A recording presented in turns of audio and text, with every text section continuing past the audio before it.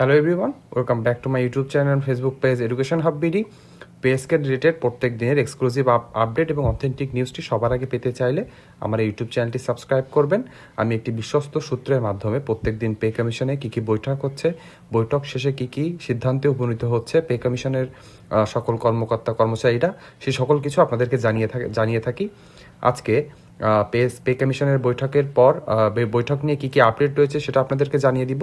Main ভিডিওতে যাওয়ার আগে আপনাদেরকে আরেকবার মনে করে দিতে চাই, যারা প্রথম এসেছেন আমার ইউটিউব চ্যানেলে পেজকে রিলেটেড সকল ধরনের আপডেট পেতে চান তারা সাবস্ক্রাইব করবেন। যারা ভিডিওটি দেখা হয়, আমার ভিডিওগুলো দেখেন কিন্তু সাবস্ক্রাইব করা হয় না, তারাও কষ্ট করে সাবস্ক্রাইব করে দেবেন। আপনার একটি সাবস্ক্রাইব আমার অনুপ্রেরণা অনেক বহুগুণে বাড়িয়ে দেয়। আমি চেষ্টা করি প্রত্যেক দিন এক্সক্লুসিভ আপডেটটি এবং সত্য নিউজটি আপনাদের কাছে পৌঁছে দেয়।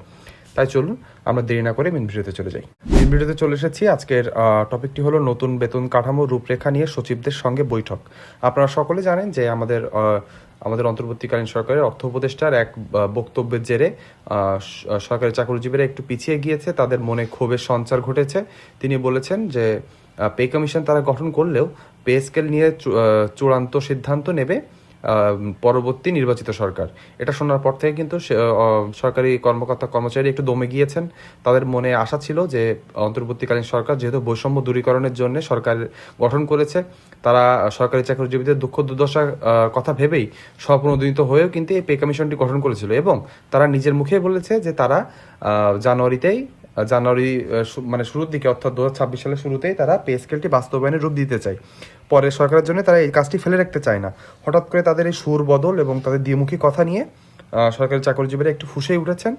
কিন্তু একটি স্বস্তির সংবাদ হলো, পে কমিশন কিন্তু তাদের কাজ থেমে রাখেনি। পে কমিশন ঠিক করেছে যে তারা কিন্তু তাদের যে টাইম ফ্রেম আছে, অর্থাৎ তারা যে 6 মাস নিয়েছে, সে 6 মাসের ভিতরেই তারা কার্যক্রম শেষ করে অন্তর্বর্তীকালীন সরকারকে একটি চূড়ান্ত যে রিপোর্টটি আছে সেটি জমা দিবে। তারই ধারাবাহিকতায় আজকে একটি নতুন বৈঠক হয়েছে, সেটা হচ্ছে সচিবদের সাথে। তাহলে চলুন আজকের আপডেটটি আমরা জেনে নিই। জাতীয় বেতন কমিশন 2025 সরকারি, আধা সরকারি, স্বায়ত্তশাসিত প্রতিষ্ঠান, রাষ্ট্রায়ত্ত ব্যাংক ও বিশ্ববিদ্যালয়ের কর্মকর্তা কর্মচারীদের বেতন ভাতা পুনর্গঠনের চূড়ান্ত রূপরেখা তৈরির লক্ষ্যে সচিবদের সঙ্গে গুরুত্বপূর্ণ বৈঠকে বসেছে। বৈঠকটি অনুষ্ঠিত হবে অর্থাৎ যে বৈঠকটি আজকে হয়েছে এবং সামনে এর ধারাবাহিকতায় আর একটি বৈঠক হবে, সেটা সচিবদের সাথে। সেটি হবে কোনটা? 23শে নভেম্বর। অর্থাৎ 23শে নভেম্বর কিন্তু নতুন একটি বৈঠক হবে। সেই বৈঠকে কিন্তু আরও গুরুত্বপূর্ণ বিষয় অর্থাৎ পে স্কেলের গ্রেড সংখ্যা কয়টি হতে পারে, সর্বনিম্ন বেতনের সংখ্যাটি কেমন হতে পারে, তাছাড়া যে সুযোগ সুবিধা আছে অর্থাৎ ভাতাগুলো যেগুলো আমরা পাই, অর্থাৎ বাড়ি ভাড়া, চিকিৎসা ভাতা, শিক্ষা ভাতা সহ অন্যান্য যে ভাতাগুলো আছে এবং কিছু ভাতা নতুন করে যোগ করার কথা রয়েছে, সেগুলো নিয়ে কিন্তু আলোচনা হবে। বৈঠকটি অনুষ্ঠিত হবে 23 নভেম্বর। বাংলাদেশ সচিবালয়ে সভাপতিত্ব করবেন কমিশনের চেয়ারম্যান ও সাবেক অর্থ সচিব জাকির আহমেদ খান। বিভিন্ন মন্ত্রণালয় ও বিভাগের সচিবরা বর্তমানের বেতন কাঠামোর ঘাটতি, গ্রেড অসামঞ্জস্য, টাইম স্কেল ও সিলিং জটিলতায়, পদোন্নতির সিঁড়ি এবং ভাতা বৈষম্য তুলে ধরবেন। তার মানে আমাদের যে বৈঠকটি হবে সেই বৈঠকে কিন্তু সচিবরা আমাদের যে বিগত পে স্কেল অর্থাৎ অষ্টম যে পে স্কেলে যে দুর্বলতার দিকগুলো ছিল, যে বৈষম্য ছিল, সেগুলো কিন্তু তুলে ধরা হবে এবং এগুলো দূরীকরণের জন্য আমাদের অন্তর্বর্তীকালীন সরকারের গঠিত যে পে কমিশন তারা কী কী সিদ্ধান্ত এবং ব্যবস্থা নিতে পারে নতুন পে স্কেলে যাতে বৈষম্যগুলো কমিয়ে আনা যায়, সেগুলোই কিন্তু সামনের বৈঠকে তুলে ধরা হবে। কমিশনের নতুন কাঠামোতে ন্যূনতম বেতন বৃদ্ধি, গ্রেড সংখ্যা পূর্ণবিন্যাস, বিশেষ ভাতা যুক্ত করা, পুরনো ভাতা বাতিল, ইনক্রিমেন্ট কাঠামো পরিবর্তন, বেতন ব্যবধান কমানো, এসব বিষয়ে সুপারিশ চূড়ান্ত করবে। তার মানে বুঝতে পারলেন কাজ কিন্তু প্রায় শেষ আমাদের পে কমিশনের। তারা কিন্তু এখন শেষ পর্যায়ের কাজকর্ম করছেন।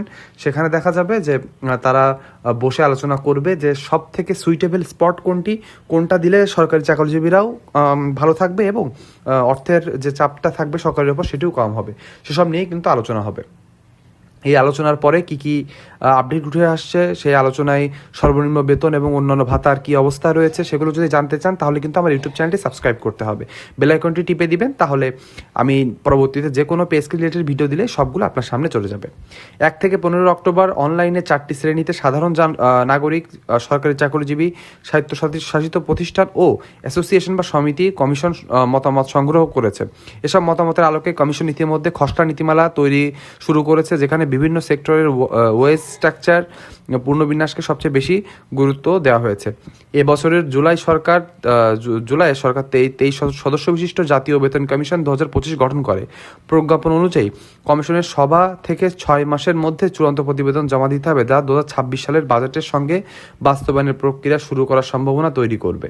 তার মানে বুঝতে পারলেন 2026 সাল, যেটা 25-26 সালে যে বাজেট রয়েছে এখানেই কিন্তু দেওয়ার কথা থাকলেও তারা এখন বলতে যাচ্ছে তারা পরবর্তী যে বাজেট আসবে অর্থাৎ 2026-27 অর্থ বছর, সেখানে কিন্তু তারা এটি দেওয়ার একটি নীতিগত সিদ্ধান্ত নিতে পারে। কমিশনের অভ্যন্তরীণ সূত্রের দাবি, এবার বেতন কাঠামোয় বাস্তব বাজার মূল্য অনুযায়ী সমন্বয় আসতে পারে, যাতে মুদ্রাস্ফীতির চাপ কর্মচারীদের উপর না পড়ে। চলমান আন্দোলন, কর্মসূচি ও চাকরিজীবীদের চাপ বিবেচনা করেই এই বৈঠককে অত্যন্ত গুরুত্বপূর্ণ বলে মনে করছেন সংশ্লিষ্টরা। তার মানে বুঝতে পারছেন এই বৈঠকটি কিন্তু খুবই খুবই গুরুত্বপূর্ণ। এখানে কিছু ডিসিশন আসবে, যেগুলো আপনারা জানতে হলে আমার এই ইউটিউব চ্যানেলে চোখ রাখতে হবে। তারপরে আমরা জানবো যে আমাদের অন্তর্বর্তীকালীন সরকার যেটা বলছে, যে তারা শেষের দিকে এসে বলছে যে তারা পে স্কেলটি দিতে পারবে না, বা তারা দিবে না, তারা এই দায়িত্বটি পরবর্তী সরকারের হাতে দিবে। এমন সিদ্ধান্ত যদি সত্যি অন্তর্বর্তীকালীন সরকার নেয়, তাহলে কিন্তু সরকারি চাকরিজীবীরা কোনোভাবেই এটি মেনে নিবে না। তারা কি পদক্ষেপ নিতে পারে, কি হতে পারে, সেটা আমরা এখন জানবো। যদি নতুন পে স্কেল ঘোষণা না আসে, সরকারি চাকরিজীবীরা কি করবে, তাহলে চলুন দেখে নিই। সরকারি চাকরিজীবী সংগঠনগুলো সাম্প্রতিক ঘোষণা অনুযায়ী 23 নভেম্বর অর্থাৎ 2 দিন পরে যে বৈঠকটি হবে, বৈঠকের পরে যদি সন্তোষজনক অগ্রগতি দেখা না যায়, তবে ডিসেম্বরে বড় কর্মসূচি আসতে পারে। বিভিন্ন পরিষদ, অ্যাসোসিয়েশন ও ইউনিয়ন ইতিমধ্যে একত্রীকৃত প্ল্যাটফর্ম গঠন করেছে, যেখানে নতুন পে স্কেল দ্রুত বাস্তবায়নের দাবি তোলা হচ্ছে। তার মানে বুঝতে পারলেন যে সরকারি চাকরিজীবীদের দাবি আদায়ের জন্য যে সকল সংগঠন এবং সমিতি, অ্যাসোসিয়েশন আছে, তারা কিন্তু ইতিমধ্যে একীভূত হচ্ছে, অর্থাৎ 15-20টা সংগঠন সব এক জায়গায় আসছে, একটা ব্যানারে আসছে। তারা আস্তে আস্তে তাদের কর্মপরিকল্পনা তৈরি করছে। যদি সরকার কোনোভাবে ব্যর্থ হয় এবং আমরা সাধারণ সরকারি চাকরিজীবী যদি বুঝতে পারি সরকার এখানে দায়সারা ঘুষের কাজ করছে এবং ইচ্ছা করে বিলম্ব করছে, তখন কিন্তু দুর্বার আন্দোলন গড়ে তুলবে সরকারি কর্মচারীরা। আপনারা এই আন্দোলন যদি শুরু হয়, আপনারা আন্দোলনে অংশগ্রহণ করবে কিনা সশরীরে, সেটি কমেন্ট বক্সে লিখে যেতে ভুলবেন না। তারপরে শেষের দিকে এসে আমরা জেনে নিব, কর্মচারী নেতারা বলছেন যদি দ্রুত বেতন কাঠামো রূপরেখা প্রকাশ করা না হয়, ধর্মঘট, কর্মবিরতি, কালো ব্যাজ ধারণ, অবস্থান কর্মসূচি, প্রয়োজনে রাজপথে বৃহত্তর আন্দোলন, এসব ধাপে ধাপে অ্যানাউন্স বা ঘোষণা করা হতে পারে। আন্দোলনকারীরা সতর্ক করে দিয়েছেন 30 নভেম্বরের মধ্যে কার্যকর সিদ্ধান্ত না এলে ডিসেম্বরের প্রথম সপ্তাহে জাতীয় পর্যায়ে আন্দোলনের ডাক আসতে পারে। তার মানে আন্দোলন কিন্তু জাতীয় পর্যায়ে চলে যাবে। বাংলাদেশের প্রত্যেকটি কোনায় যে সকল সরকারি কর্মচারীরা আছেন, তারা কিন্তু রাজপথে নেমে যাবে। রাজপথে যখন সরকারি কর্মচারীরা নিজের অধিকার আদায়ের জন্য নেমে যাবে, তাহলে কিন্তু তখন তারা কোনো কথা শুনবে না, তারা কিন্তু পে স্কেল নিয়েই তাই ছাড়বে। যেটা আমরা জানুয়ারি থেকে বলছি দিতে, সেটা কিন্তু এমন যদি হয়, তখন কিন্তু ডাক আসবে এরকম যে 2025 সালের জুলাই থেকে নতুন পে স্কেলটি আমাদের দিতে হবে। মানে জানুয়ারি থেকে চালু হলো, বকে হিসাবে আমাদেরকে 2025 সালের জুলাই থেকে নতুন পে স্কেলটি কার্যকর করতে হবে। তখন কিন্তু সরকারের উপর অতিরিক্ত চাপ পড়ে যায়। আমরা সরকারকে সাহায্য করতে চাই, তাদের সাথে কমিউনিকেশন করে একটি ভালো পর্যায়ে, একটি ভালো বাস্তবসম্মত মানসম্মত পে স্কেল চাই। আমরা কিন্তু সরকারের বিরুদ্ধে যেতে চাই না। কিন্তু অন্তর্বর্তীকালীন সরকার যদি মনে করে যে তারা কোনোভাবে সরকারি চাকরিজীবীদের তাদের অধিকার থেকে বঞ্চিত করবে, এটা কিন্তু কোনোভাবেই সরকারি চাকরিজীবীরা মেনে নিবে না। অনেক সংগঠন স্পষ্ট বলেছে, পে স্কেল না দিলে কাজ নয়, আন্দোলনেই হবে শেষ পথ। চাকরিজীবীদের দাবি, বাঁচার দর, জীবনযাত্রার ব্যয় বর্তমান কাঠামোর সঙ্গে সামঞ্জস্যপূর্ণ নয়, তাই বিলম্ব হলে অসন্তোষ আরও তীব্র হবে। বিভিন্ন প্ল্যাটফর্ম এমনকি নির্বাচনেও চাপ ফেলার মতো বার্তা দিচ্ছে, অধিকার না দিলে ভোট নয়, যা পরিস্থিতি আরও উত্তপ্ত করতে পারে। সার্বিক পরিস্থিতি বিবেচনায় বিশ্লেষকরা বলছেন, সরকার দ্রুত নতুন কাঠামোর রূপরেখা না দিলে ডিসেম্বর-জানুয়ারিতে বড় ধরনের অস্থিরতা তৈরি হতে পারে। তার মানে বুঝতে পারলেন যে বিষয়টা কিন্তু আস্তে আস্তে বড়ই হচ্ছে।